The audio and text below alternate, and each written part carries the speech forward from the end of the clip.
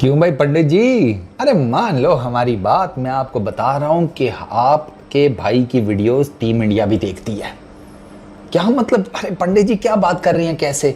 मैंने कल क्या बोला था?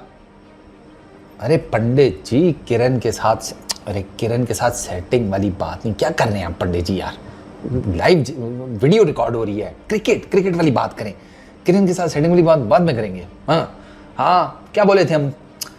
अरे पंडित जी आपको याद नहीं आ रहा? आप जाओ यार, सो जाओ। आपको सुबह पनवेल भी निकलना है, जाओ आप जाके सो जाओ। मैं बताता हूँ मैंने क्या बोला था। हम बोले थे कल मैच रिपोर्ट में कि भैया टीम इंडिया करे 500, 550, 600 रन्स, इनको कराए आखिर में, चौथे दिन के आखिर में समहाउ दी अदर कुछ टाइम के लिए बैटिंग, और उसके बाद इनकी ले ले 2-1-3 विकेटें। एग्जैक्ट वही सेम फार्मूला टीम इंडिया ने अप्लाई किया। अब कल 5वें दिन मौसम ठीक रहा, क्योंकि ये गोरे के मुल्क की ना बारिश और लोगों का पता नहीं लगता। तो अगर कोई बारिश ना हुई, सन इसी तरीके से चमकता रहा, तो कल टीम इंडिया ने सिर्फ 7 विकेटें लेनी है। और आकाशदीप तो भाई साहब बना हुआ है डेजर्ट वाइपर फुल टाइम। ये वो गेंदे नहीं कर रहा, फन मार रहा है। वो नोट किया तुमने? वो फन मार रहा है, मतलब अखीर ही कर दी यार आज तो। एग्जैक्ट डिट्टो कॉपी प्लान बना कर दिया था। अभी काफ़ी ज़्यादा बातें हो रही हैं, वो सिर्फ तुम लोगों को ना कन्फ्यूजवा करने के लिए हैं। मैं पहले बता रहा हूँ कि टीम इंडिया की डिक्लेरेशन बहुत ज़्यादा लेट तो नहीं हो गई, ये तो नहीं हो गया, वो हो गया। बिल्कुल ठीक टाइम पे डिक्लेरेशन की है, कोई दिक्कत नहीं है। बिल्कुल ठीक टाइम पे डिक्लेरेशन की है। इंडिया ने ना इंग्लैंड वालों के दिमाग में ना एक मखमसा क्रिएट कर दिया है। अंग्रेजी में बोले तो एक सेकंड पंडित जी, वो मखमसे की इंग्लिश में क्या होती है? डायलमा।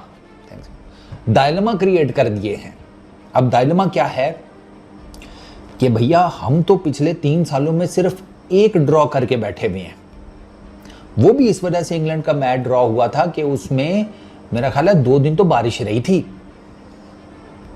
तो अब उनको मखमसा यह है कि यार हम तो जाते हैं विन के लिए, हमने तो कभी ड्रॉ की तरफ सोचा नहीं। तो ये तो हमारे मुंह पे कलक मली जाएगी अगर ड्रॉ हो गया ये सारा कुछ। हालांकि इंग्लिश कमेंटेटर्स कह रहे हैं कि draw is the best result, मान लो वो ये कह रहे हैं, लेकिन इंग्लैंड के जो क्रिकेट मतलब टीम है उसके ज़हन में मखमस है कि भाई कल क्या करना है। कल उन्होंने टोटल रन चेज करने हैं 536। दिन ने क्या है, जाएं 536 रन करने, क्योंकि उनको तो 608 रन बनाने हैं, जो कि वर्ल्ड रिकॉर्ड है। अगर बना जाते हैं तो, जो कि जिस तरह इंडिया ने आज आकर नए गेंद से बॉलिंग की है वो तो आपके सामने ही है, उस पर बाद में बात करते हैं। पहले तो आते हैं ना ज़रा स्कोर्स के ऊपर। तो ये डिक्लेरेशन मेरे सामने ठीक है भाई, आपने उनको जिसे कहते हैं 16 ओवर किए हैं, ठीक है। ज़्यादा से ज़्यादा चलो 30 ओवर हो जाते, इतना ही है ना, या बोता कर लो तो मे बी 40। ये इससे ज़्यादा कितना? और देखो भैया हेडिंगले वाला टेस्ट जो है ना, वो शुभमन के, गौतम के, बाकी टीम इंडिया के माइंड में है कि भैया वहाँ पर हम 2 मरतबा ठीक ठाक स्कोर करके कलैप्स हुए। हम थोड़ा चौथी इनिंग में बड़ा टारगेट नहीं कर सके 400 प्लस का, वो टेस्ट मैच हमें रगड़ा लग गया उसमें। हम ये वाला काम अब दोबारा नहीं होने देंगे। हम मेक श्योर करेंगे कि हम इतना स्कोर खड़ा करें कि ये जीत के बारे में सोच ही ना सकें। तो डिक्लेरेशन के ऊपर ना सिर्फ वो एम कुछ और टॉपिक नहीं मिला तो वो वाला चक्कर है मेरे नज़दीक। तो मुझे तो डिक्लेरेशन में कोई प्रॉब्लम नहीं नज़र आती। टीम इंडिया ने पहली इनिंग में 587 रन किए हैं, दूसरी इनिंग में 427 रन किए हैं, 6 विकेट्स के नुकसान पर डिक्लेयर किया है। इंग्लैंड के पहली इनिंग्स में 407 रन है, सेकंड इनिंग्स में 72 फॉर 3 है। वो आज जब खेल चौथे दिन स्टार्ट हुआ ना जनाब, तो ब्रेंडन कार्स का ओपनिंग स्पेल ऑफ अखीर यार कमाल बॉलिंग किया उसने नहीं सेटल होने दिया केएल राहुल को और नायर को। कार्स ने बहुत आउटस्टैंडिंग बॉलिंग किया, उसने एजेस निकाले, उसने इनको outside the off stump beat किया, उसने बड़ी ज़बरदस्त जिसे कहते हैं ना बॉलिंग की। लेकिन फिर जिसे कहते हैं ना अल्टीमेटली वो करुण नायर की विकेट भी ले गया। उसने मारा करुण नायर को, सीधा बॉल पक्का ऊपर, ठीक है ना, फुलर लेंथ गेंद, नायर ड्राइव करने गया, आउटसाइड एज लगा और नायर जो है वो कॉर्ड बेंड हो गया। नायर का प्रॉब्लम क्या है?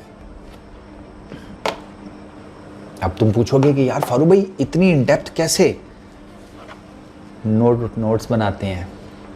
मैं तुम लोगों को बताना नहीं होता कि यार चल क्या रहा है। अब नायर का प्रॉब्लम सुनो।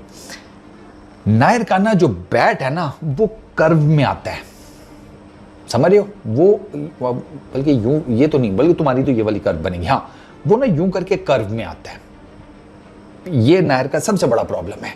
जब कर्व में बैट आएगा तो there is every possible chance कि उसका आउटसाइड एज लगेगा। समझ रहे हो गुरु? अब जरा देखो, जरा मोमेंट देखो, ये इस तरह बैट आ रहा है तो आउटसाइड एज लगने का चांस है कि नहीं? बिल्कुल है। केएल राहुल बल्ला यूं लाता है बिल्कुल सीधा, उसके आउटसाइड एज चांस निकलने के चांस कम है। करुण नायर का कर्व में आता है, उसका पहला प्रॉब्लम, ठीक है।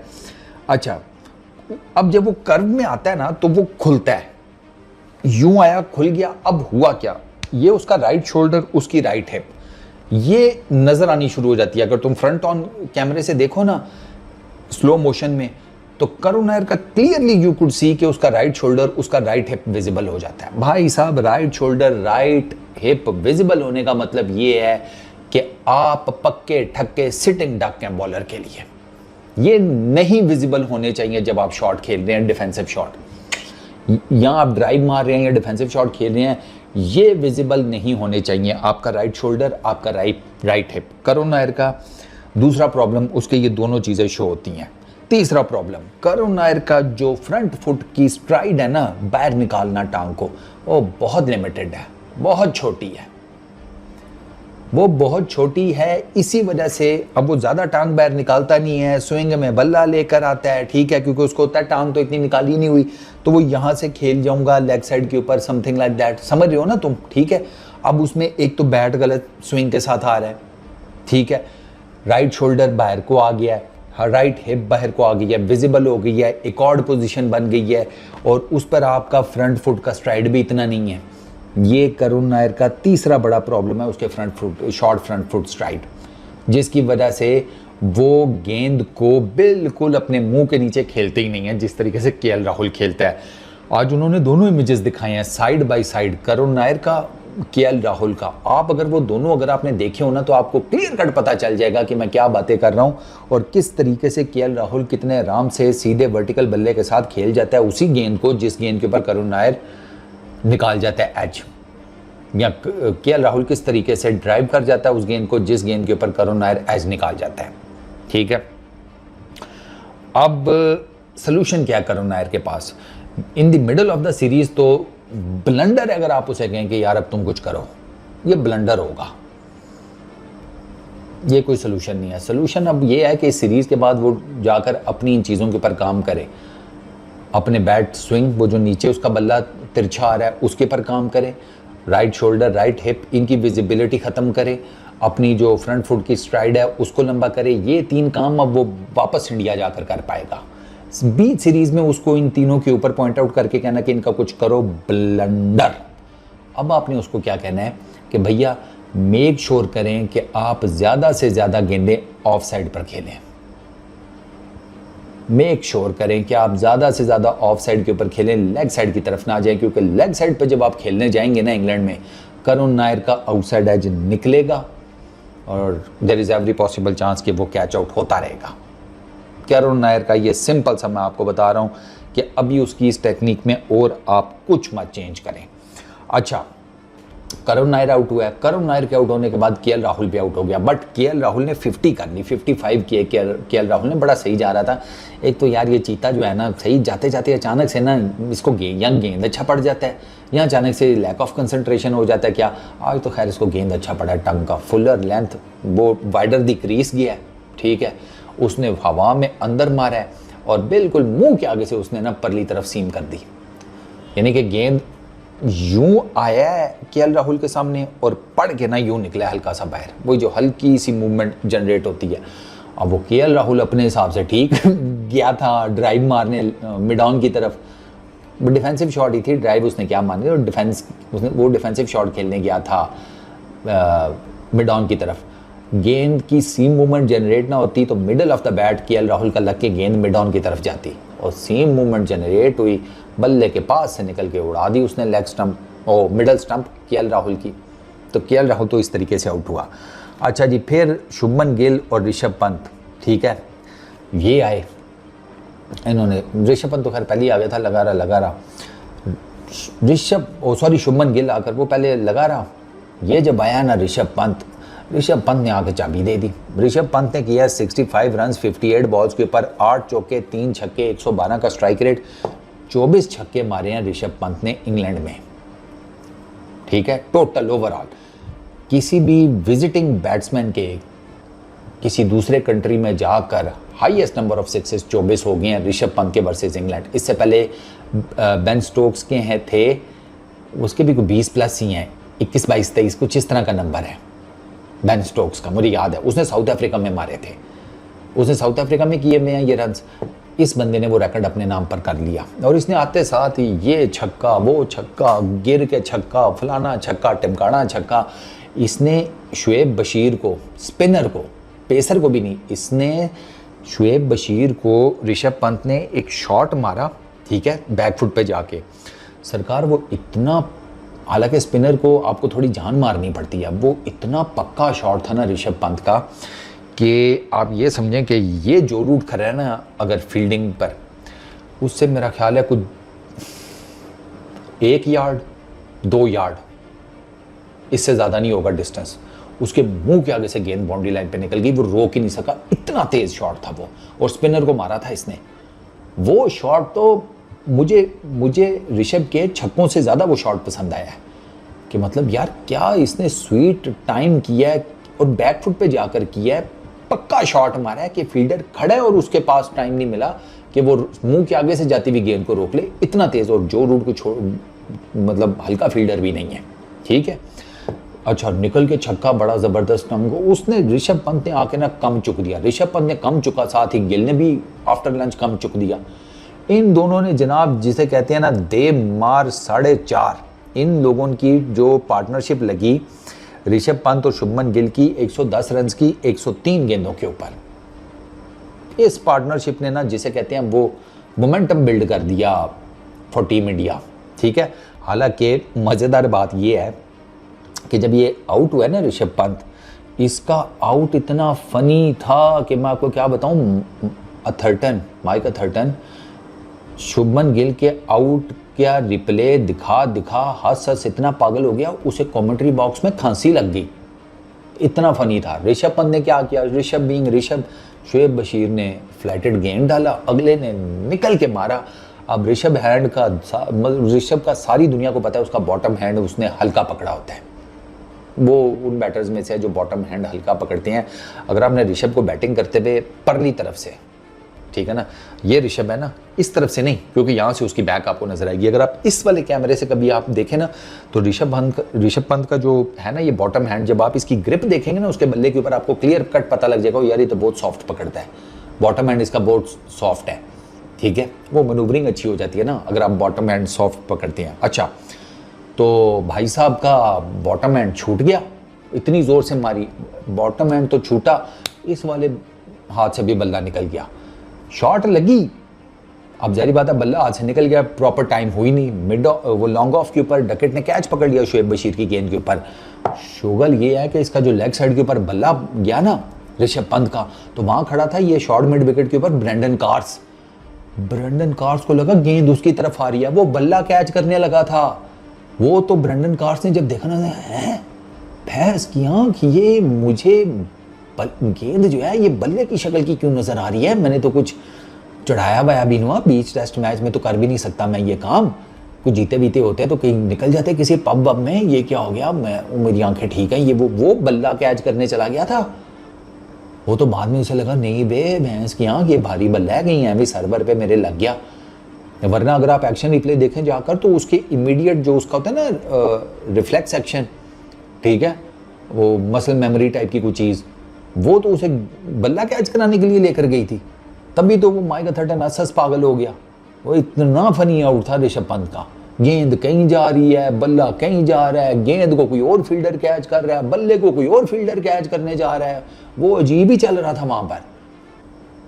मतलब मैं बता रहा हूँ कि मैं कोई अंपायर होता ना, मैं अगर ये कार्स बल्ला कैच कर लेता ना, मैं कहता यार काटो, ऋषभ के रन ही काट दो यार। ये तो बहुत ही एक्स्ट्राऑर्डिनरी हो गया कि मतलब क्रिकेट की तारीख में शायद पहली मर्तबा होता कि यार बैट्समैन ने शॉट मारा, ठीक है, तो गेंद किसी और ने कैच किया और बैट्समैन का बल्ला किसी और फील्डर ने कैच कर लिया। पीछे ऋषभ भी बचा था, वो भी छलांग मार के फिर जेमी स्मिथ की गोद में चला जाता, तो पता लगता बैट्समैन भी कैच आउट हो गया, गेंद भी कैच आउट हो गई, बल्ला भी कैच आउट हो गया, है ना। और बहुत अजीब सीन था, बट खैर चलो। उसके बाद जनाब जड्डू आया। आज जड्डू ने कर दी दोबारा से 50, ठीक है, 175 रन की पार्टनरशिप 208 गेंदों के ऊपर शुभमन गिल के साथ। शुभमन गिल के ऊपर बात करते हैं, शुभमन गिल की भी करते हैं। जड्डू की भी इनिंग अच्छी थी। जड्डू ने किए जनाब 69 रन 118 बॉल्स के ऊपर, ठीक है। शुभमन गिल ने किए हैं 161 रन 162 बॉल्स, 13 चौके 8 छक्के, 99.38 का स्ट्राइक रेट। इस बंदे ने अखीर ही कर दिया। इस बंदे के बारे में तो अब बातें हो रही हैं कि यार पता लगे 5 टेस्ट मैचेस बाद ये बंदा तो 1000 रन बना कर गया हो। पहले टेस्ट मैच में 1 सेंचुरी, दूसरे इस टेस्ट मैच में पहले डबल सेंचुरी, अब 150। क्रिकेट की तारीख का पहला बैट्समैन है जिसने एक ही मैच में पहले डबल सेंचुरी किया और उसके बाद 150 किया, 150। इससे पहले कभी नहीं हुआ। इसका एग्रीगेट मेरा ख्याल है वो भी कोई हाईएस्ट है। टोटल जो इसने नंबर 430 समथिंग प्लस रन हैं इसके, 430 या कुछ इस तरह करके, ये आप देख लो ना, 161 में 269 ऐड कर दो तो ये कितने बनते हैं, मेरा 430 ही बनते हैं। हाँ, मेरा ख्याल है इससे ऊपर शायद एक है या यही है। एग्रीगेट में भी भाई साहब ने कमाल किया हुआ है। तो आप अंदाज़ा करो 430 रन ये, वो सेंचुरी वो 500 तो ये टप्पा हुआ है यहाँ पर। तो वो मतलब अपना कोहली का 593 वाला भी गया, द्राविड का 603 वाला भी पक्का गया, आई एम डैम श्योर। अब तो डिपेंड ये करता है कि देखना है कि ये 5 टेस्ट मैचेस के एंड के ऊपर कितने रन्स बनाता है, जिस तरीके से ये खेल रहा है। मतलब अखीर मार मार छक्के बहुत उसने आज, जैसे कहते हैं ना, लंब कड्डी है। बीच में ऋषभ के आउट होने के बाद वो थोड़ा स्लो हुआ है, पहले वो स्लो हुआ है पहले, क्योंकि वो विकेट गिर गई थी। ये वो नहीं, ये इनके माइंड में वही था यार कि वो नहीं आना चाहिए हमारा, उसको क्या कहते हैं, लाइन नहीं लगनी चाहिए। ये शुरू में भी इनकी यही अप्रोच थी जब दिन का स्टार्ट हुआ है, लाइन नहीं लगनी चाहिए, जो मर्जी हो जाए। जाकर देख सुन के खेलो, टाइम ले लो, कोई दिक्कत नहीं है, लाइन नहीं लगनी चाहिए। घंटा एक गुजार लो, ये पिच आसान है, बैटिंग उसके बाद हो जाएगी। शुरू का 1 घंटा तो इंग्लैंड में आपको पता है गेंद होता है, तभी तो ब्रेंडन कार्स ने शुरू में बड़ी अच्छी बॉलिंग की, उसी वजह से, क्योंकि पहला घंटा था ना, तो पहला घंटा गुजारा है, उसके बाद ये इजी हो गया। अब जब ये ऋषभ पंत आउट हुआ ना, अब शुभमन, अब जडेजा से ऑनवर्ड्स तो you are not sure, allrounder start हो गए ना, तो आपको आइडिया नहीं है कि भाई क्या हो। तो शुभमन गिल वहाँ पे फिर स्लो हुआ है। जडेजा जब सेट हुआ ना, उसके बाद फिर जिसे कहते हैं शुभमन गिल दोबारा स्टार्ट हुआ है, और फिर उसने मारे हैं ये छक्के निकल निकल के, क्या शुएब बशीर को, क्या किसी और को। Outstanding inning, outstanding. एक अलहदा से वीडियो बनाऊंगा शुभमन गिल के ऊपर, जिसमें बताएंगे कि अभी तक उसने इंग्लैंड में जो अभी तक उसने कर लिया, रिकॉर्ड्स, दिस दैट, ये वो, उस पर एक अलग से वीडियो बनाएंगे। मतलब आउटस्टैंडिंग, आउटस्टैंडिंग जिसको कहते हैं ना, बैटिंग उसकी चल रही है। मैं 100-150 की तो उसकी बैटिंग एवरेज होगी, शायद इससे ज़्यादा ही होगी अभी तक। ये चल रहा है उसका, शुभमन गिल का। अच्छा, शुभमन गिल, शुएब बशीर की गेंद के ऊपर कॉटन बॉल हुआ, वो पता नहीं गेंद शायद फंस के उठा है थोड़ा सा, वो सही उसको काउंटर नहीं कर सका, लेग साइड पे वो मतलब यूं ही हो गया, तो वो लग के उछली, तो शुएब बशीर ने अपनी गेंद पे कैच पकड़ लिया। अच्छा, उसके बाद नितेश कुमार रेड्डी वो जो रूट की गेंद के ऊपर लॉन्ग ऑफ के ऊपर हिट करते हुए आउट हो गया, और वाशिंगटन सुंदर ने 12 रन किए, 427 फॉर 6 डिक्लेयर कर दिया जनाब टीम इंडिया ने अपना।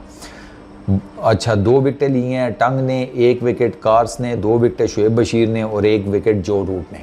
ये टीम इंडिया की, वो टीम इंग्लैंड की टोटल बॉलिंग थी। 608 करना था, 16 ओवर्स डाले हैं चौथे दिन, ठीक है, टीम इंडिया ने। और वो 16 ओवर्स जो हैं उसमें से 8 आकाशदीप ने डाले हैं, 5 सिराज ने डाले हैं, 3 प्रसिद्ध कृष्णा ने डाले हैं। जैक क्रॉली, उसको तो 0 के ऊपर सिराज ने आउट किया, आउटसाइड दी ऑफ स्टम्प गेंद था, आउट स्विंगर टाइप, और जैक क्रॉली साहब दोबारा खड़े खड़े उसको खेलने किए हैं, आउटसाइड एज लगा सीधा ऑफ साइड के ऊपर, साई सुदर्शन सब्स्टिट्यूट उसके हाथ में, ठीक है, वो पॉइंट गली वाला जो एरिया होता है, क्रॉली तो वहाँ पर गया। बेन डकेट ने 25 किए 15 गेंदों के ऊपर, 5 चौके लगाए, वो अच्छा खेल रहा था। बेन डकेट और जो रूट, उनको दोनों को आउटस्टैंडिंग गेंद फेंका है। बेन डकेट को जनाब राउंड द विकेट अंदर लेकर आया बॉल आकाशदीप, ठीक है। अब वो जो उसकी इनवर्ड मूवमेंट थी ना from around the wicket, Ben Duckett वो एंगल ही नहीं कवर कर सका। बेन डकेट अपनी तरफ से गया था कि भाई गेंद एक सर्टन इस चैनल पे आ रहा है, तो उसने अपनी तरफ से उसमें बल्ला रखा था, वो ये भूल गया कि वो बॉल पिच करके थोड़ा सा और अंदर को आया है, ठीक है। इनसाइड एज लगा बोल्ड, हालांकि मैं आपको बता रहा हूँ 25 की कर लिए थे 15 गेंदों के ऊपर खेल के, 5 चौके, बड़ी ठीक ठाक बैटिंग कर रहा था बेन डकेट, ठीक ठाक किस्म की, मतलब उसने अपने हिसाब से वही वो जिस तरीके से बिस्मिल्लाह करता है उसने कर ली थी। लेकिन एक तो इसको आउटस्टैंडिंग गेंद मारा, फिर जो रूट को भी बोल्ड किया, जो रूट को भी वही वो फुलर थोड़ा सा हल्का सा क्रीज के बाहर की तरफ जाकर विद दी एंगल अंदर और पिच करके थोड़ा सा गेंद को बाहर, जो रूट भी जनाब लेग साइड पे या स्ट्रेट क्या लो लेग साइड ही तकरीबन बनती है, गए थे शॉट खेलने, सीम मूवमेंट से कंपीट हुए, खड़क गए डंडे। मैं कहता हूँ कि बहुत ना नेक्स्ट लेवल का गेंद था भाई। टंग ने आज केएल राहुल को इस तरह का गेंद मारा आउटस्टैंडिंग, और आकाशदीप ने उसका बदला लिया सेम वही गेंद मारकर जो रूट को, ठीक है। और अभी 72 फॉर 3 है, जिसमें ओले पोप 24 रन के ऊपर खेल रहा है, हैरी ब्रुक 15 रन के ऊपर खेल रहा है। ओले पोप जो है ना वो अल्लाह आसरे ही खेल रहा था, अगर किसी ने देखा हो ना, उसकी एजेस निकल रही हैं, उसके इनसाइड एज जो हो रहे हैं, वो उसको जो बाउंड्रीज उसने मिली हैं उसमें से 2 के 3 ही शायद नहीं, 2 तो उसके लेग साइड के ग्लांस हैं, लेग साइड पे गेंद जा रही थी, यूँ किया पीछे ले लिए, एक उसका एज लगा ऑफ साइड के ऊपर जो मैं आपको बता रहा हूँ कैच निकला, ठीक है। फिर उसका एक इनसाइड एज हुआ, वो ऋषभ पंत के बिल्कुल आगे गिर गया। तो ओले पोप जो है ना वो धागे से ही लटका हुआ है, मैं आपको बता रहा हूँ। तो there is every possible chance कि वो तो सुबह सुबह निकल लेंगे पोप भैया, उसका पता लग रहा है ना, उसका भी वही मसला है, उसका भी बैट तिरछा आता है। ओले पोप का भी वही करुण नायर वाला मसला है, तो वो यहाँ पर उसके लिए प्रॉब्लम होगी, वो भी तिरछा बल्ला लेकर आ रहा है। तो कल टीम इंडिया इसके ऊपर वर्कआउट करे तो ये तो आते साथ ही गया, ये वो कॉन्फिडेंटली नहीं खेल रहा था। ब्रुक का भी एक शॉर्ट मिड विकेट के ऊपर चांस निकला था, लेकिन वो मियाँ भाई से ना थोड़ा सा ज़रा दूर था। मियाँ भाई ने अपनी तरफ से ड्राइव पूरी मारी थी, लेकिन बस वो उनके हाथ में आया नहीं, गेंद ज़रा दूर निकल गया। तो वरना अगर थोड़ा सा करीब शरीब होता तो शायद मियाँ जी के हाथ में आ जाता। लेकिन चलो, अब कल टीम इंडिया ने जनाब 7 विकेटें लेनी है पूरे दिन में, लेनी चाहिए सीरियसली। अब यहाँ से अब आप खुद देख लो कि यार कम से कम टीम इंडिया को ना तो ये ड्रॉ कराना चाहिए, ना इनको हारना चाहिए, यहाँ से इंडिया को जीतना चाहिए ये टेस्ट मैच। मतलब स्टैट्स तो यही बताते हैं, जो सामने सामने हालातों वाक़यात हैं वो यही बताते हैं। जो मैंने आज पूरे दिन में टीम इंडिया की बैटिंग और उसके बाद बॉलिंग देखी है, 536 इंग्लैंड एक दिन में नहीं कर पाएगा, ठीक है। तो इंग्लैंड मोस्ट प्रॉबली ड्रॉ की तरफ जाएगा। इंडिया को ड्रॉ नहीं यहाँ से कराना चाहिए ये टेस्ट मैच। जान हमारे पूरा दिन है, 7 विकेटें निकालनी है, चांसेस मत छोड़ें, डिफेंसिव फील्ड सेट करने की कोई ज़रूरत नहीं है, लगाओ स्लिप पे, खड़ी करो गलीज, एंटाइज करो। कितना ही मारेंगे बॉस, कितना ही मारेंगे। जो वो ये स्टोक्सी है ना, स्टोक्सी, इसकी ये साइंस है। ये पता है क्या कहता है, ये ना जब टेल शेल लगी हो ना या कुछ इस तरह कोई हिलजुल चल रही हो, ये क्या करता है कि ये ना बैटर्स को चांस देता है, ये बैटर्स को आगे पीछे खाली जगह देगा, क्योंकि इसका माइंडसेट ये है कि लेट सपोज जो टीम बैटिंग कर रही है वो टारगेट सेट कर रही है, तो स्टोक्सी के माइंड में ये होता है कि ये 380 अगर इन्होंने कर लिया है, अगर ये 2-3 टुल्ले मार भी जाता है तो क्या है, 390 हो जाएगा, 395 हो जाएगा, टू हेल विद इट, मारने दो, चांस तो मिलेगा ना। स्टोक्सी इस माइंड से सोचता है। शुभमन गिल को सेम यही करना है, मारो मारो मारो ग्रोसरी वालों, मारो। हम भी देखते हैं इधर कितने मारोगे, करो इनको, स्लिप्स लगाओ, गलीज लगाओ, बस कैच ना छोड़ना भाई, ठीक है ना। कैच ऐसे पकड़ो जैसे बारात पर ना लोग बेलें लूटते हैं, इस तरह का तुम्हें कैच पकड़ना है कि नोट अभी हवा में अपनी पूरी, जिसे कहते हैं हाइट पर भी नहीं जाता, नीचे से कोई जाता है यूं करके, ऐसे पकड़ना है तुम लोगों ने कैच के फट के चार हो जाए देखने वालों की कि ये कैसे पकड़ ली है। बाद में अंग्रेजी में जो मर्जी कह देना कि I was committed to my cause, I was dedicated, my body elevated, I thought I am a spirit, I am a fairy, I am a jinn, whatever, वो अंग्रेजी में जो पेलना है पेल देना, बट मेक श्योर करें जी कि कल आपकी कोई कैच ना ड्रॉप हो। चांस नहीं आपने देना, क्योंकि अगर आप चांस देंगे तो फिर आपको बांस ही आएगा। बस ये टोटल कहानी है आज के पूरे दिन की। इस वीडियो में इतनी बस हो गई है ना, अब जाओ, और भी 100 काम होते हैं। मैं खुद बीमार पड़ा हुआ हूँ, पता है डिहाइड्रेशन होगी, क्रैम्प्स पड़े हुए थे, तुम लोगों के लिए आया हूँ सिर्फ। मैं कहा यार वो मैच रिपोर्ट का दोस्त यार अपने वेट कर रहे होंगे। कमिटमेंट लेवल देखा है इस रिलेशनशिप में मेरा तुम लोगों ने अपने साथ, बस क्या करें, मोहब्बत है तुम लोगों से। खैर तुम लोग भी करते हो, ऐसी तो बात नहीं है। चलो ख्याल रखना अपना, पीस आउट।